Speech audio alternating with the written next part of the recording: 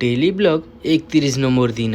আজকের সকালটা শুরু হয়েছিল সকাল 6টা থেকে। সকাল থেকে উঠে অনেক কাজকর্ম করেছি, কারণ আজকে হতে চলে আমাদের বাড়ির ভিত পুজো। সে যাই হোক, আজকে অনেক কিছু কাজ করার পরে ফাইনালি ভিত পুজো করার জন্য পুরো জায়গাটা রেডি করে নিলাম। এরপরে রেডি করার পরে এখন সময় প্রায় 11টা, চলে এলাম মুড়ি খাওয়ার জন্য, কারণ মুড়ি খাওয়ার পরে অনেক কাজ করতে হবে। ফাইনালি টাইম এলো ভিত পুজো করার জন্য।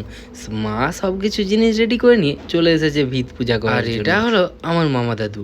আজকের ভিতটা পুজো আমার দাদুই করবে, কারণ শুনেছি বয়স্ক মানুষ দিয়ে ভিত পুজো করলে সে বাড়ির নাকি ভালো পুজো হয়। তার জন্য আমি ফাঁকে দাঁড়িয়ে দাঁড়িয়ে দেখছি আর আমার দাদু পুজো করেছে। ওই যে আমি এখন যে বাড়িটাতে থাকি, ওই বাড়িরও ভিত পুজোটা আমার দাদুই করেছিল। তার জন্য এই বাড়িটারও ভিতটা আমার দাদুই পুজো করেছে।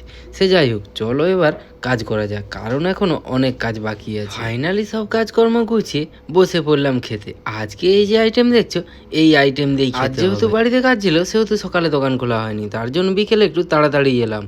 আর এই যে এখানে টাকা গোনা দেখছো, এগুলো সব সিমের দোকানে দিয়ে আসতে। তখন সময় প্রায় রাত্রি 8টা। সে যাই হোক, বাড়ি এসে দেখি বাইরে এখনো কাজ হচ্ছে, সেহেতু তাড়াতাড়ি ড্রেস চেঞ্জ করে চলে এলাম কাজ করার জন্য, কারণ আমার একটু রড কাটতে ভালো লাগে।